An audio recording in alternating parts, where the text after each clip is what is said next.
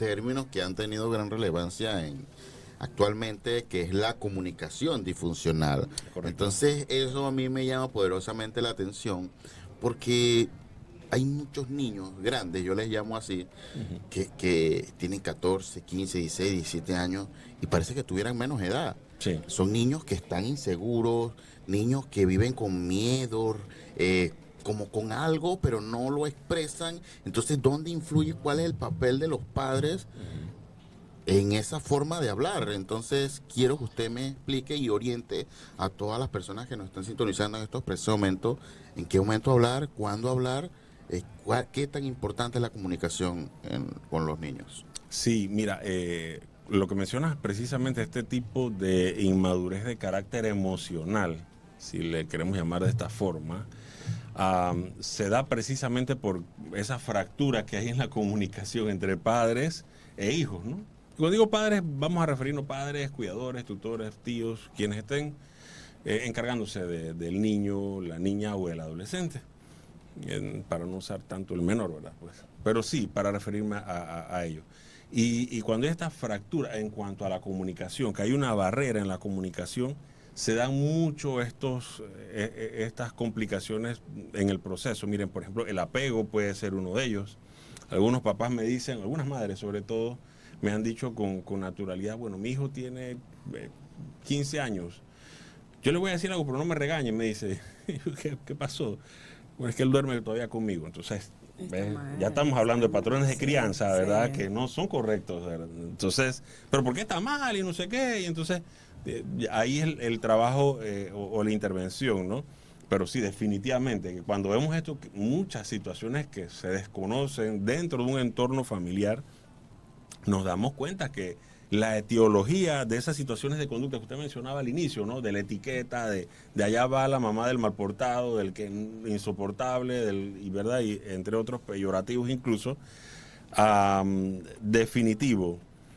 Hay una génesis en la familia que es sustancial en la sociedad que tenemos hoy en día y en la que vamos a tener a futuro. O sea, realmente es importante. Estamos en ese punto de inflexión en donde debemos de veras tomar medidas que sean no solamente positivas, bonitas y todo esto, sino efectivas. Licenciado, ¿y a qué se debe esa evolución? Porque, vamos, en los tiempos de antes, voy a ser sincera, mamá, papá era un chancletazo y uno quedaba de una vez como recto, como sí, los militares. Y eso ayudó bastante, claro. Porque hoy en día queremos formar a nuestros hijos casi parecido a ese molde, pero muchas veces se desvían y uno está ahí martillando, pero ¿a qué se debe esa conducta de los niños? Aparte de la formación que le damos nosotros en casa, que somos, ¿verdad? Recalco, somos el primer anillo de la formación de nuestros niños, somos nosotros en casa. ¿A qué se debe? La escuela, la gavilla que le llamamos nosotros, porque ya en la adolescencia, Ana, uno tiene que pelar el ojo bastante con los adolescentes. Entonces, ¿qué podemos moldear, qué podemos cambiar aparte de la comunicación? Porque hay niños que dicen, es que mi mamá me grita, es que mi papá me grita. Entonces llega un momento que es como, ¿sabes qué? El mismo cuerpo humano de padre suelta. Y no es que le está haciendo un maltrato, sino es que está tratando de corregirlo. Porque hoy en día no podemos tocar a los niños. Hoy en día tocamos a un niño y ya estamos maltratando al adolescente o al menor, como le queramos decir. ¿Qué podemos hacer para los radios escucha? ¿Cómo llevar una comunicación? Porque apenas nosotros vemos el comportamiento de nuestro niño en casa, nuestro adolescente, nosotros que bueno, ¿sabes qué? Mañana mismo voy a la policlínica, saco una cita con el psicólogo, porque ya no aguanto. No, es correcto. Mire, y sabe algo, esta parte es tal vez la más difícil. Es la de los modelos de crianza, o sea, me refiero al patrón y a ese ejemplo. Esta es la parte, por eso digo, es la parte más difícil. Cuando los padres seamos conscientes que nuestras acciones tienen una repercusión trascendental en lo que los muchachos están viendo y que posteriormente de una u otra forma reproducen, entonces vamos a ver cambios que sean importantes. Porque ¿de qué funciona? Digo, más allá de los dichos que pueden existir, que tienen una gran verdad, ¿no?, en su fondo, o sea, una imagen vale más que 1000 palabras.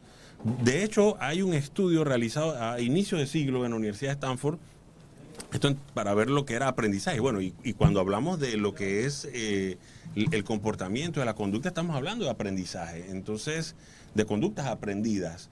Y en Stanford se realiza esta investigación, Robert Feldman lo documenta, y vemos que el 25% de la población adolescente, porque desde la perspectiva de un teórico, de una teórica conocida como Diane Papalia, dice que la adolescencia es hasta los 21 años, ¿no?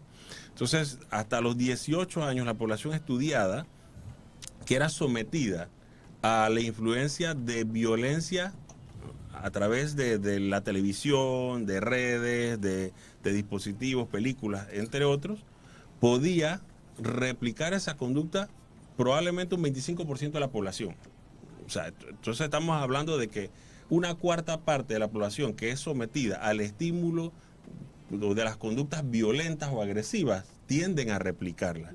Entonces, un 50%, estamos hablando que se duplica entonces, o sea, la mitad de la población que vive en un ambiente violento va a replicar esa conducta. Entonces, al final del día nos lleva a ese punto. Somos modelos, somos ejemplos, tenemos que cuidar lo que hacemos, lo que decimos, e incluso a veces cómo nos comportamos. Ellos también, nuestros hijos, tienen una lectura de nosotros. Y usted dijo algo muy importante sobre, bueno, cómo eran los estilos de los patrones de crianza antes. Yo recuerdo a mi papá ni siquiera, o sea, solamente la mirada. Entonces, ven acá. Y hoy por hoy, yo no recuerdo ninguna cuera, ni ninguna limpia, ni ninguna de estas. Y puedo decir también, aquí estoy gracias a mis padres. Entonces, digo, al final, ¿pero qué pasó? Modelos, crianza, patrones. Yo nunca vi a mi papá borracho, no vi a mi papá agredir a mi mamá, yo no vi a mi papá incluso agredir a otro. Entonces, claro, representa un compromiso importante.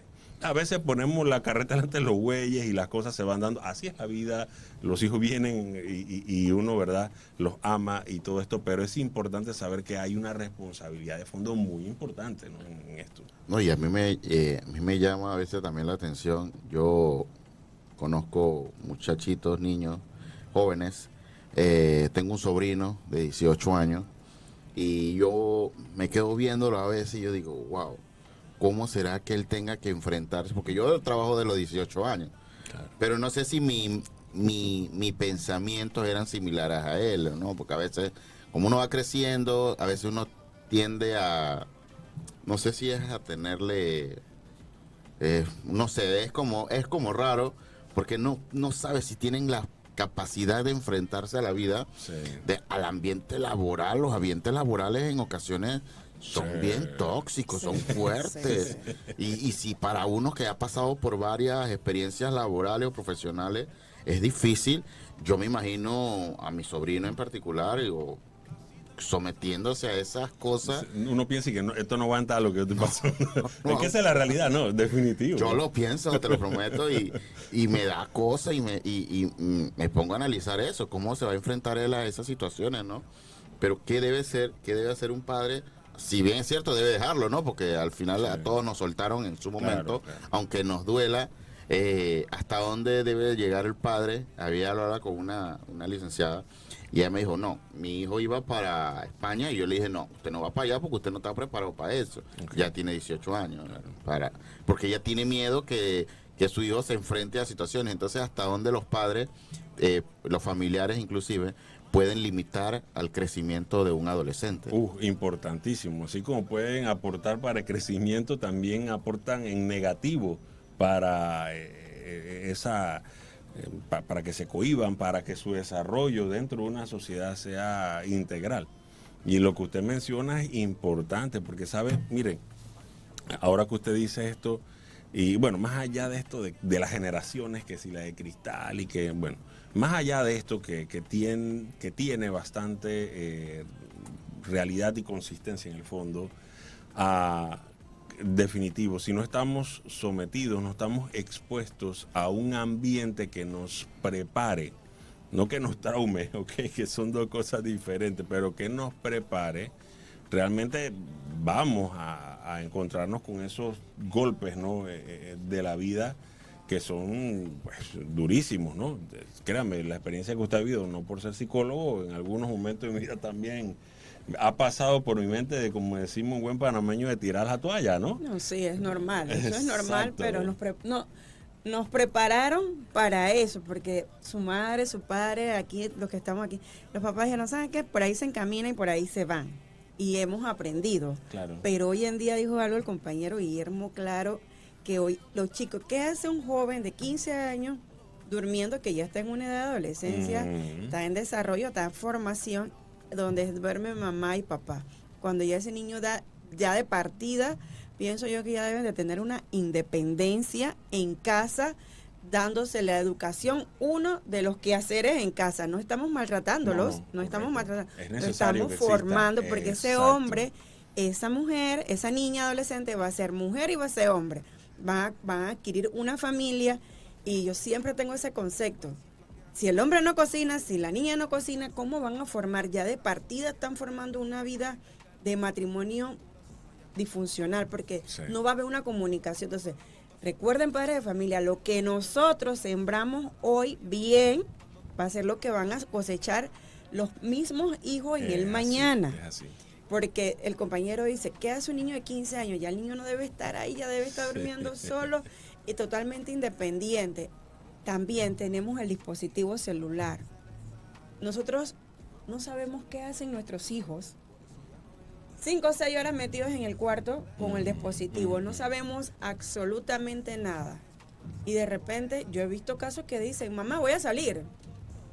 ¿A dónde vas? Sí, hay una ¿Qué ausencia. vas a hacer? Hay una ausencia de Tú la eres autoridad. menor de edad, pasa para adentro. No, pero hoy en día también hay que decirlo, hay muchos padres permisivos, licenciados. Sí, es correcto. Y eso sucede porque, o sea, esto no sucede de la noche a la mañana, esto es progresivo, ¿no? Entonces, cuando los papás de pronto se dan cuenta que las cosas se les ha escapado de las manos, toman esas medidas que tienden a verse para el adolescente, para el niño, abruptas. Porque, hey, esto no era a lo que yo estoy acostumbrado, pero es que ha sido progresivo. Entonces, cuando el papá entra o cae, ¿verdad? Cae el 20, como decimos. Entonces, ahí es donde actúa. No debió ser, debió estar más pendiente, monitorear. Una regla de oro para los padres. Mientras su hijo viva en su casa, puede tener 20, 30, 40. El que manda en casa es el padre. Porque quien mantiene ese hogar es el padre. Las normas y las reglas son del, bueno, me refiero padre y madre, a eso me refiero, ¿no? Pero ¿qué ha sucedido? Mire, yo escucho a veces a papás que me dicen, bueno, mi hija se esforzó, se ganó su beca universal, eso es de ella para ella. Yo discrepo de eso, honestamente. De acuerdo. Porque tiene un propósito el tema del PASEU y de los beneficios que está proporcionando el Estado. Para el bien de ese adolescente, pero si usted no va a saber qué va a hacer con eso, si usted no va a monitorear, si usted no va a decir, no, espérate, esto no es una necesidad.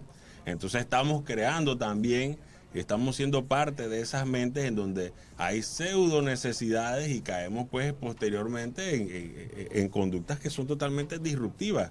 Chicos, que hace poco veía una noticia en donde el muchacho o sea, y agredió a la mamá porque le quitó el celular. Pues, o sea, imagínense, por Dios, ¿no? El celular que le compró la mamá. Que tiene autoridad, sí, por donde lo queramos ver. Exacto, Tiene entonces la autoridad. Se ha perdido, pues que hemos entregado esa autoridad a los hijos y después cuando caemos en cuenta es que queremos tomar medidas y sí, un cambio abrupto. Es como, imagínense, nosotros llevamos un patrón de vida que no es saludable, un ejemplo, ¿no?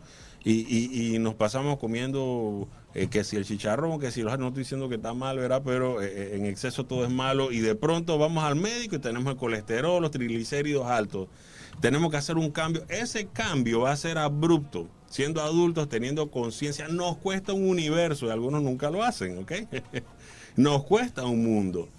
Ahora un adolescente que ha establecido un patrón de crianza, entonces el papá de pronto le dice que no, ya esto no va más. O sea, genera, ¿verdad?, un choque, pero que es necesario estar pendiente y ser conscientes de ello. Licenciado, también, bueno, para no estar en la señalización solamente que a los padres, la economía, la falta de necesidades en casa, involucra mucho también esa comunicación de los padres a los hijos. Sí, correcto. Y es importante saber que los adultos somos nosotros.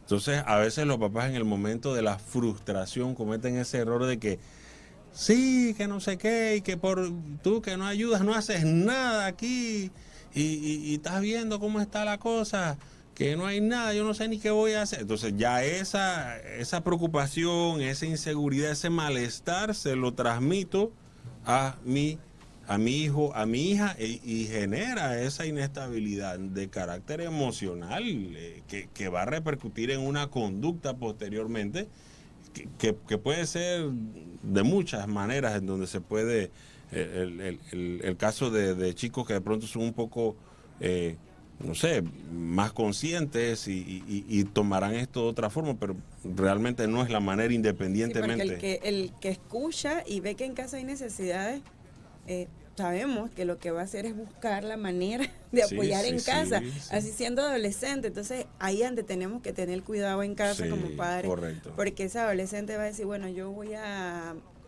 manejar, a ser secretario de un bus, porque está escuchando que en la casa hay necesidad. Entonces nosotros como adultos, a ver, un mensaje para los oyentes, ¿qué debemos hacer al momento de sentir necesidades, de saber que la economía está bastante difícil? ¿Qué debemos hacer? ¿Debemos aislarnos, entrar al cuarto, conversar los adultos para no manifestarle esa comunicación a nuestros hijos? Sí, correcto. Usted ha dicho algo muy importante. Hay que crear esos espacios de comunicación, ¿no? Y principalmente con nuestros hijos. Es necesario. Y para ello, créame, bueno, bendito sea Dios, vivimos en un país que todavía usted puede ir a un parque, no tiene que hacer realizar una inversión significativa o importante para ingresar, ¿no? Es gratuito el ingreso y usted puede generar ese espacio. Converse con su hijo, cuáles son sus intereses, qué le gusta, cuáles son las habilidades que tiene su hijo y apóyelo en función de esas habilidades. A veces me encuentro con muchachos que en 12º año, lo que antes llamamos 6º año, ¿no? Me dicen, no sé qué quiero estudiar. Y yo converso con los papás y me dicen, bueno, es que yo no sé, la verdad. Yo le digo que estudie esto, pero él me dice que quiere aquello. O sea, ni los papás saben cuál es. En esta actualidad, sí, porque en los tiempos de antes ya uno en 3er año ya sabía que iba a estudiar en una universidad. Sí, ahora la inseguridad está tan elevada y es algo de lo que mencionaba el licenciado precisamente, porque estamos también en esa búsqueda de protección de nuestros hijos, entonces también metiéndolos en una burbuja que, digo, es necesario. Nadie mejor que usted para cuidar a su hijo, pero debe conocerlo. Eso va de la mano con el conocimiento y el reconocimiento de sus habilidades, de sus aptitudes. Entonces, inversión de tiempo de calidad con nuestros hijos, espacios para la comunicación, lo que hablamos con nuestra pareja, lo que hablamos con nuestros padres, que son abuelos, tiene que ser en otros espacios que no sea frente a nuestros hijos. Reconocer también que ellos tienen sus necesidades y a veces algunas demandas propias del adolescente o del niño, pero sí, ser parte integral del crecimiento de ellos y la comunicación es fundamental para el desarrollo cognitivo, para el desarrollo social, para el desarrollo emocional. O sea, a veces decimos, los que tenemos hijas, ¿verdad? Estamos criando a la princesa, pero que los que también tenemos varones, que estamos criando entonces al príncipe para la princesa que está criando también otra pareja. Entonces, hay que ser consciente. Usted tocó una parte muy importante, no es maltrato, es formación. Que sepamos, que nos formemos y que adquiramos, ¿verdad?, una serie de habilidades y de destrezas que posteriormente son útiles para la vida. Sea que te cases, que no te cases, pero es importante. Como yo diría, es un deber cívico. Así es, licenciado. Disculpa, Irene, que te interrumpa. Estaba pensando la forma de decir una pregunta en base a lo que usted acaba de decir, crear princesas, príncipes y demás, que es que mucha juventud, niños de 13, 14 años, ya tienen novias y eso, y siento yo que se ha normalizado entre los padres. Entonces los padres, y he escuchado, dicen, yo prefiero que tenga su noviecita, pero que esté aquí, antes de que por la escuela por allá se vaya y haga otra cosa y yo sepa. Entonces, es como un miedo, yo siento que Sí. es como un miedo que tienen los padres a fallar, a que sus hijos hagan otras cosas, y en ese caminar de esos miedos aceptan, o como usted mencionaba anteriormente, entregan la autoridad a los hijos. O sea, Exacto. ya los padres se sienten, siento yo, que se sienten arrinconados, y en muchas ocasiones, para que los hijos no hagan esta cosa, bueno, vamos a darle. Sí, vamos a permitir. Y un principio de la comunicación es llamarle a las cosas como son, ¿no? Entonces, cuando hay papás que me comentan y me dicen, bueno, es que él tiene su noviecito, pero es su amiguito, entonces digo, no, las cosas como son, ¿verdad? O sea, si nosotros vemos, y esto es vamos a lo básico, cuando una persona se va a casar y escuchamos al sacerdote, al pastor, ¿verdad? Al funcionario, dice, el novio puede besar a la novia. Entonces estamos hablando de una parte previa al matrimonio, que bien ha dicho usted y qué bueno que lo ha mencionado, hemos normalizado. Entonces decimos, no es que estoy novio o estoy de novia porque es que estoy conociendo, no, para eso está la amistad. Usted no puede ir por ahí en la vida de novio en novio, de novia en novia, para conocer su pretexto de que es una manera. Entonces, claro, ya esto nos lleva entonces a otra problemática social, a la promiscuidad, cómo se ha disparado las estadísticas de las ITS. Y wow, o sea, se vuelve aún más complejo. Miren cómo la comunicación, usted bien lo mencionó, el núcleo, el primer vínculo social del ser humano es la familia. Entonces, la importancia que ejerce en lo que nosotros vamos a ver al final, si lo queremos ver en una perspectiva sin tanto administrativa, el producto va a ser de lo que surge en la familia. No desplacemos esa responsabilidad a la escuela, no desplacemos eso hacia el docente, no desplacemos eso hacia el instructor de karate, de judo, que bien hacen, que está bien, que no estoy diciendo que esté mal, que apoyen, que aporten, es parte de... Pero los responsables de la crianza, los responsables de que se establezcan valores y que se practiquen principalmente en casa, son los padres. Licenciado, hablando de lo que usted, siguiendo su línea, que los padres, la educación, los valores deben ser en casa. Conversaba hace unos días con una persona y él me decía, no, muchos padres se enojan cuando no hay clases. Porque mandar a sus hijos, es correcto, mandar a sus hijos representa 4 o 5 horas tranquilo, relax en casa. Y ahora con el mundial dice, no va a poder ver el juego, dice, porque está en puro Discovery Kids y no sé qué. Y eso a mí me sorprende demasiado, porque o sea, es triste porque queremos traspasar la responsabilidad que tú mismo adquiriste, que tú mismo decidiste traer un hijo al mundo. Entonces no puedes enojarte porque en la escuela no haya clases. Correcto. O porque la educación en ese momento tienes que darla tú como padre en casa. Aprovecha, eso es una ventana, ¿no? Y también tenemos que salir del rol. Recordemos que los padres formamos. La educación prepara. Es correcto. Prepara para la formación laboral. Nosotros preparamos para la vida. Exacto. No preparamos porque nosotros no sabemos de matemática en casa, de español. Incluso cuando los maestros mandan la tarea nos frustramos porque no es nuestro rol. Para eso cada especialista en su rol, y nosotros somos los padres. Exacto. Así que me gusta esa, Guillermo. Padres de familia, no se enojen cuando no hay clases. Porque recuerden que ellos lo están formando educativamente para que ese hombre y ese niño y esa niña sean hombres y mujeres profesionales. Sí. Hasta ahí. Hasta ahí da risa. Pero también he visto la situación cuando niños prefieren estar en la escuela que en sus casas. Sí, triste. Eso es triste también. Es lamentable. Ese es el otro contraste que a mí me pega demasiado. Y yo digo, wow, ¿qué situaciones estarán viviendo estos pequeños en sus casas? Sí. Que prefieren... Son banderas de alerta rojas muy importantes, ¿no? Hay que ver, pero ¿dónde acudir? Sí. Usted es psicólogo educativo, licenciado.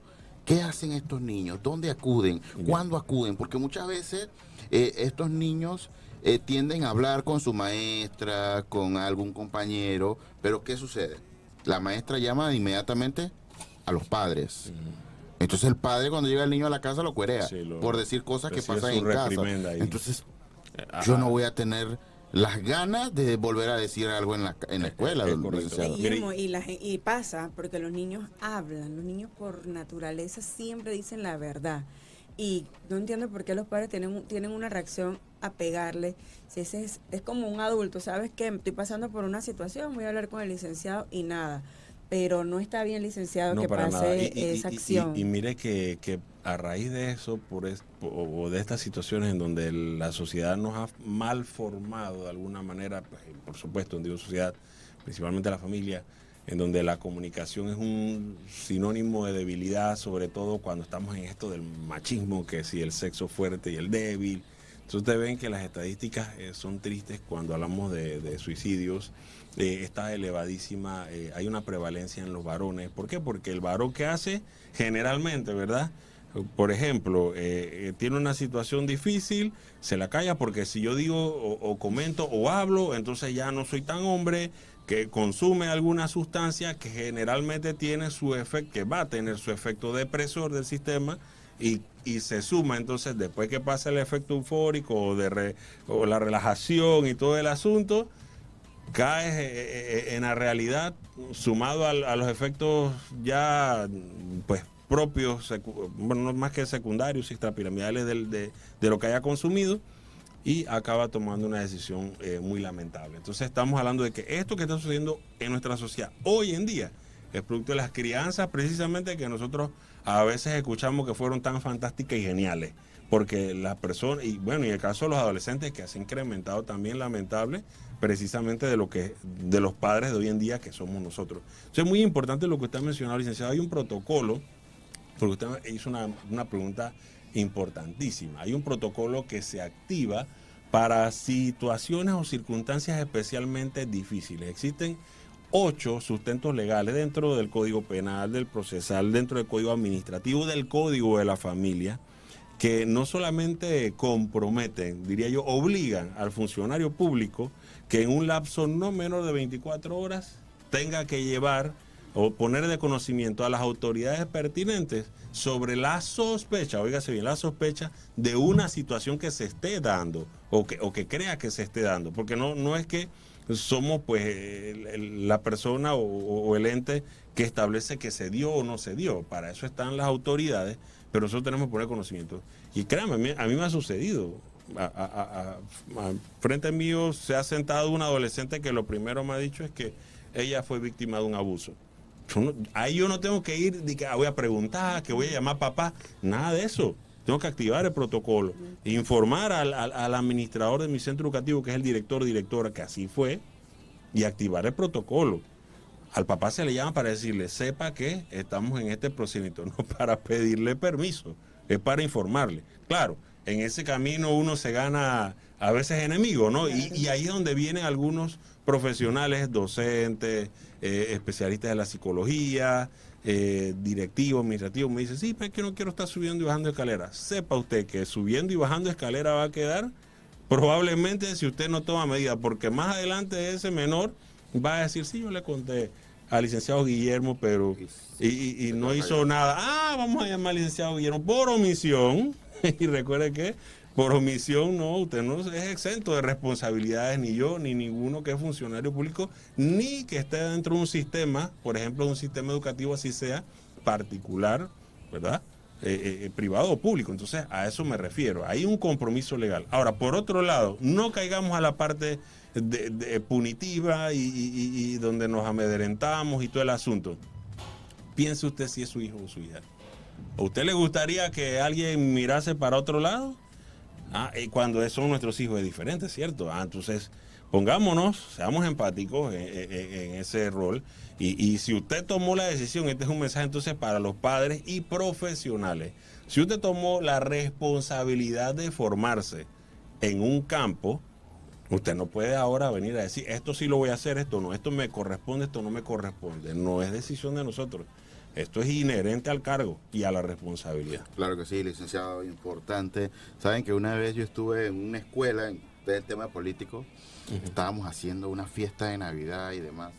Y a mí algo que me escaló muchísimo fue escuchar a un niño que pidió comida para llevarle a su papá. Sí. Entonces yo dije, o sea, ¿qué necesidad tiene un niño de 8 años estar en una escuela estudiando, pensando si su mamá o su papá comió. Eso es lo que, O sea, a lo que comenté anteriormente, que transmitimos, los ¿qué adultos somos los que transmitimos? tenemos ¿Qué el peso rol mal. ponemos? O sea, si usted como padre, Escuchamos, porque no se lo decimos directo, solamente ellos escuchan. o sea, si ustedes como padres, si usted sabe que su hijo está enfermo o si usted sabe que su hijo tiene algún tipo de necesidad, o si usted se va a trabajar, usted no va a poder trabajar bien, porque eso le va a dar vuelta todo el día, porque sabe que su hijo tiene algo y usted no lo ha podido suplir.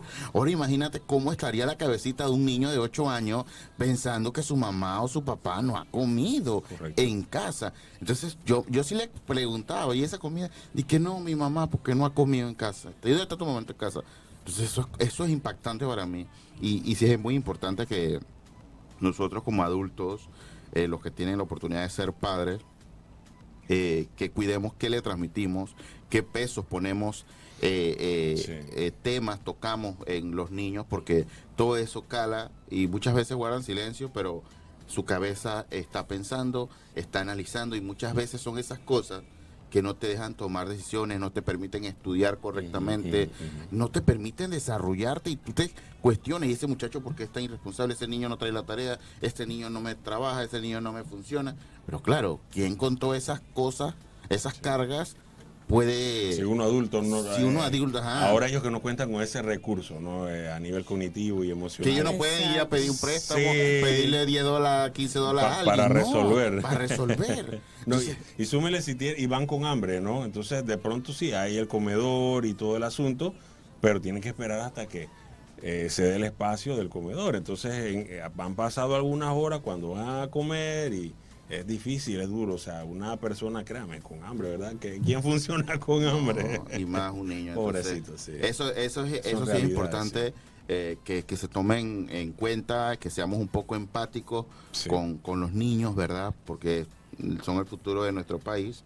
Así que, bueno, gracias, licenciado, por habernos acompañado en esta edición hoy de Tu Diputado al Aire. De verdad que es un tema demasiado interesante, siempre da de qué hablar, y ese mensaje para todos los padres de familia que se den la oportunidad de escuchar a sus hijos, que cuidemos qué decimos, qué transmitimos, y cuándo buscar ayuda de un profesional y no enojarse, ¿no? Exacto. Principalmente, ¿no? Gracias, licenciado. Vamos a ir a la pausa para comerciales, Irianis. Sí, y para que el licenciado nos ayude con las redes sociales. Sí, claro. @ligdo.degracia en Instagram, @ligdo.degracia, me pueden encontrar allí. Y también, pues, con mucho gusto, pues, ofreciendo los servicios a nivel privado, pero siempre le digo a los padres, el servicio a nivel privado recibe usted la misma calidad que recibe a nivel institucional, porque soy un funcionario público y comprometido en mi trabajo, y bueno, va a recibir el mismo servicio, no hay una preferencia. Así que de igual manera, y gracias de veras al honorable diputado por el espacio que me ha brindado de poder, pues, tener esta conversación con ustedes. La verdad que ha sido muy fructífera. Antes de irnos a la pausa, bueno, usted mencionaba, porque creo yo que eso también entra en debate. Claro. El tema del trato al momento de acudir a buscar servicios, si es tanto privado como es pública. Y también a veces pienso, bueno, quizás en la pública atiendes a 30 personas, 32 personas, bueno, que creo que eso es lo que atiende medicina general. No sé cómo sería en el caso de psicología. ¿Canalizan mejor estas cosas? O quizás de ver tantos pacientes ya te da igual, o eso también depende del profesional, porque por supuesto, hay casos y hay casos, pero sí, los gabinetes psicopedagógicos en Chiriquí, pues es un equipo que está realmente muy comprometido, compuesto por psicólogos, psicólogas, trabajadores sociales, con un alto nivel de compromiso. Si su niño, su niña, adolescente está dentro de un centro educativo, acérquese a la administración para que pueda referirlo a través de la ficha socioemocional. Si ese centro educativo que gracias a Dios ahora se han abierto nuevos gabinetes psicopedagógicos con esta administración dentro de los distintos centros educativos, cuenta con gabinetes psicopedagógicos, puede referir su caso, o sea, el niño o el adolescente, puede referirlo al papá, puede referirlo al docente, claro, tiene que venir autorizado por parte del papá porque es un menor de edad, papá o mamá, puede referirlo el director o directora, y será atendido. Si no cuenta con un gabinete allí, a través de una ficha de atención socioemocional, un enlace que pues al usted acudir y solicitar la información, se le proporcionará. Usted puede referir el caso, esto llega a la plataforma y es designado a un equipo de especialistas que entonces va a darle la oportuna atención. Y sí, en efecto, esto, claro, hay una población diversa, muy interesante y rica, pero muy bonita y definitivo. La vocación, que es algo que predomina dentro del trabajo que se realiza, creo que es fundamental y trascendental para el éxito en las labores. Gracias, licenciado Santiago de Gracia, psicólogo educativo con quien hemos tenido la oportunidad de hablar. Vamos a ir a la pausa, pero al regresar vamos a estar hablando un poco sobre todo lo que aconteció en el Mundial, cómo van los juegos. Justin, allá nuestro amigo de juventud, Justin Cedeño, va a estar acompañándonos. De igual forma, Neris Leonel Rivas también estará con nosotros con esas opiniones, con todo el acontecer político nacional. Así que vamos a ir a la pausa y seguimos con más de su programa, Tu Diputado al Aire.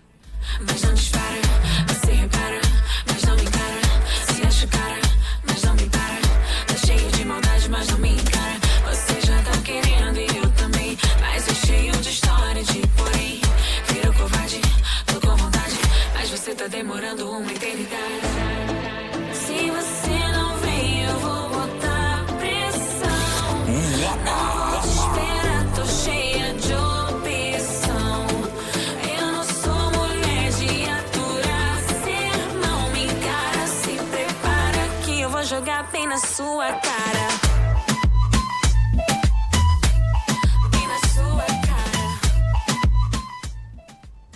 Al aire en Guapa 6588-4498. Presidente José Raúl Mulino. Inversión, confianza y desarrollo del sector lechero aquí en Capellanía Coclé.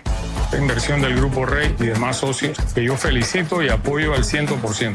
Generación de empleo, no solamente en la construcción, y un sistema de producción de leche innovador para el país y la tecnología, con una capacidad instalada de 2.000 y pico de reses y 1.200 en producción diaria. Todo este complejo comienza a trabajar en agosto ya. Tenemos el primer vaso de leche, así que me lo espero venir a tomar aquí. Gobierno Nacional, con paso firme.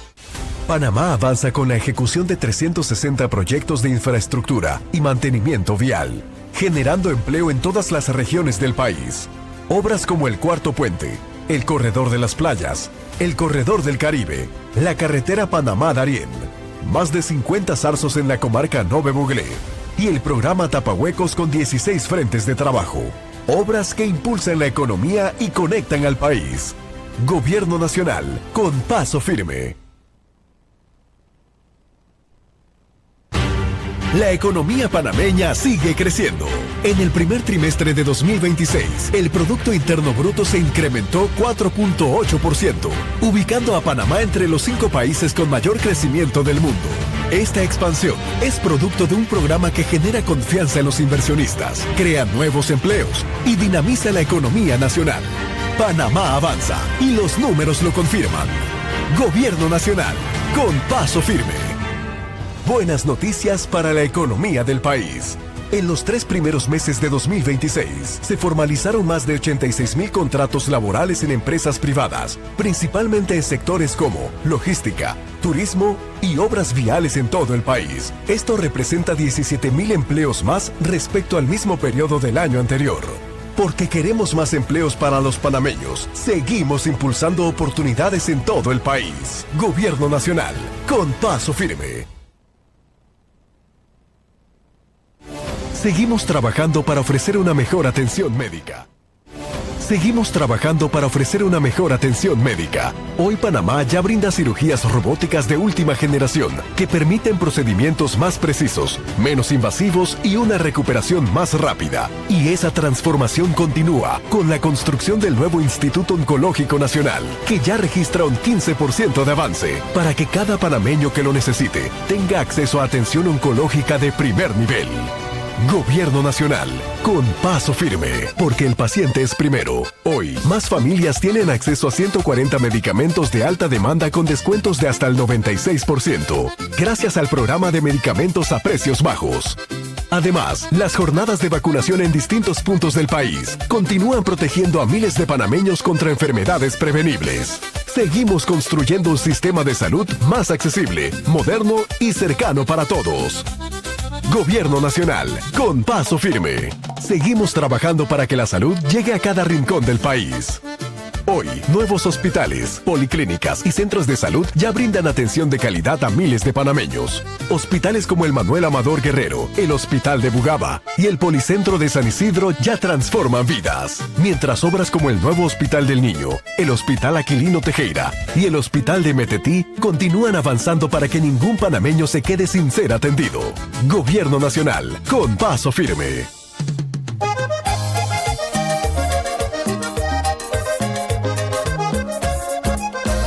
Participar en tu programa Tu Diputado al Aire en Guapa 6588-4498. WhatsApp Guapa 6588-4498.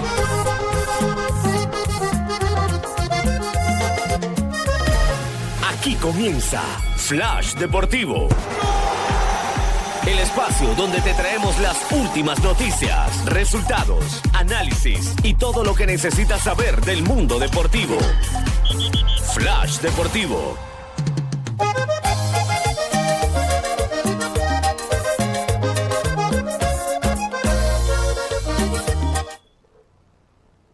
Tenemos una llamada. Hola, estamos en llamadas. Bienvenidos. Estamos de vuelta, queridos oyentes, en el programa Diputado al Aire. Tenemos a nuestro amigo Neris Leonel. Hola, saludos. Saludos, Iriani, saludos, Guillermo, Sí, saludos a toda la audiencia chiricana. Hola, Neris. Ok, ya está en línea, Guillermo, nuestro amigo Neris Leonel. Saludos. Bueno, vamos a iniciar este segmento mientras Neris logra restablecer su comunicación con los resultados. ¿Ya está Neris en línea? ¿Qué tal, Neris? ¿Cómo estás? Saludos, Guillermo, saludos, Iriani, saludos a toda la audiencia. ¿Me escucha? Sí, te escuchamos. Sí. Qué honor esto, compartir con ustedes un sábado más, unos minutos. Hoy me dejaron casi de último, pero muy contento de poder llevar siempre ese mensaje al pueblo chiricano y a todos los radioescuchas que están muy pendientes de los anuncios y las actividades que estamos realizando en equipo para el bienestar de todos los davideños. Neris, háblanos un poco, antes de entrar en materia de lo que ha pasado en el Mundial en estas últimas fechas, háblanos un poco de cómo se vivió el 1 de julio en la Asamblea Nacional. Hubo corre, hubo muchos datos, se dieron muchas, dime que te diré, muchas intrigas. Háblanos de eso, por favor. Bueno, Guillermo, del Mundial estoy muy contento porque definitivamente ya cada día se están achicando los equipos y bueno, yo sé que tú eres fanático de Argentina y todo eso. No. Está equivocado, Nery. Que bueno, después de los... No, es que 100% Portugal. Ayer me hicieron llegar algunas imágenes donde estaba con suerte Argentina y eso. Usted sabe que los fake news, las personas que buscan desacreditar la credibilidad de uno siempre están a la orden del día. Qué bueno. Bueno, lo importante fue que lo aclaraste. Pero no importa, la selección de Argentina está avanzando, así que tranquilo, eso es parte del juego. Mira, el 1 de julio fue una actividad natural que pasa dentro de la Asamblea Nacional. Todos los 1 de julio se elige lo que es la Junta Directiva de la Asamblea Nacional, que está compuesta por el presidente, 2 vicepresidentes de la Asamblea. Ese es un momento político y muy importante para el país porque es donde se define la hoja de ruta dentro del primer órgano del Estado, órgano representación del pueblo panameño. Y el 1 de julio esa hoja de ruta la marca quien llegue a ocupar la silla presidencial de la Asamblea Nacional. Fue, como bien digo, fue un momento natural que pasa, un momento en el que se decía hasta última hora que se iban a mantener hasta 4 candidaturas. De hecho, se fueron reduciendo y al final solamente quedó 2 candidaturas. Pudimos observar que el presidente saliente, Jorge Herrera, no fue hasta la mañana del 1 de julio donde anunciaron como presidente del partido panameñista que esto iban a abstenerse, lo que fue algo bastante sorpresivo para todos los panameños porque en teoría abstenerse es cuando no estás de acuerdo a ninguna de las dos corrientes. Pero aún sabiendo ellos que no estaban de acuerdo por el voto que iban a abstenerse, decidieron mantenerlo y no apoyar ni a la candidata de gobierno ni tampoco a la candidata del partido Otro Camino. Y esto fue un momento bastante decisivo donde pudimos observar esto que se dio lo que fue la votación previamente, desde una semana antes, ya se sabía, los analistas que nos gusta llevar datos y nos gusta recabar. Yo había propuesto que la candidata de gobierno iba a ser electa con 41 votos, fue electa con 42, me equivoqué, porque el diputado Samaniego del circuito 86 en Panamá Este decidió darle el voto. Entonces fueron 42 votos, fue electa en la coalición, obviamente, RM, Cambio Democrático, el Partido Revolucionario Democrático y algunos independientes que fueron expulsados por la persona que toma las decisiones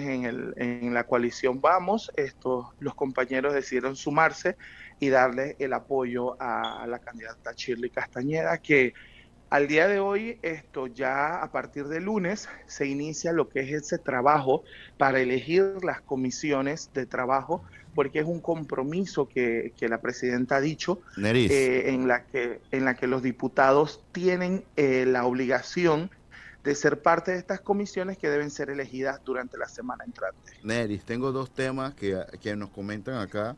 Es uno, se habla mucho de la coalición Vamos, que ellos hablaban de la independencia, de los poderes y demás, pero me resulta un poco ilógico cuando en el periodo pasado fueron los de Vamos que tuvieron la oportunidad de decidir a quién postularon, ¿no? A quién apoyaron.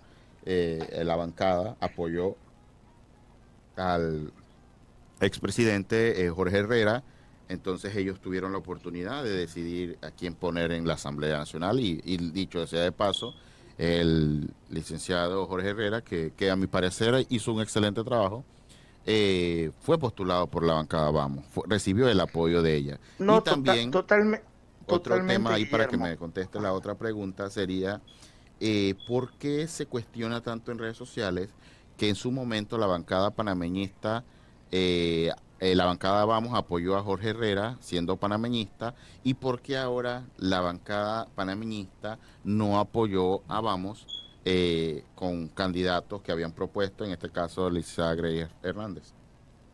Una excelente candidata. Mira, yo no tengo la oportunidad de convivir siempre con Grace, pero a mí me parece una mujer, me parece una mujer con muchos buenos talentos, como la mayoría de muchos diputados dentro de la Asamblea.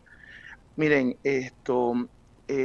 hay situaciones y es importante que el país y el pueblo chiricano sepa que hay situaciones políticas en las que en el tablero de ajedrez empiezan esos movimientos justamente cuando cuando se está en la recta final de estas elecciones. Para mí fue una sorpresa que el partido panameñista decidiera abstenerse. Yo creo que esta abstención de ellos, si lo vemos políticamente, la abstención de ellos beneficiaba en ese momento a la candidatura de la diputada Shirley Castañeda. Sin embargo, en ese afán de poder hacer ese contrapeso dentro de la asamblea yo sí pensé que ellos iban a apoyar a la candidata de Seguimos. Ahora bien, si ellos hubiesen apoyado a la candidata de Seguimos, igual la diferencia en votos era más de 13 votos de diferencia, porque ellos sumaron 21 votos. Si le suman los 8 votos del Partido Panameñista, hubiesen sido 29. Y la diputada Shirley Castañeda gana con 42. Nosotros ya habíamos advertido desde hacía varias semanas el triunfo rotundo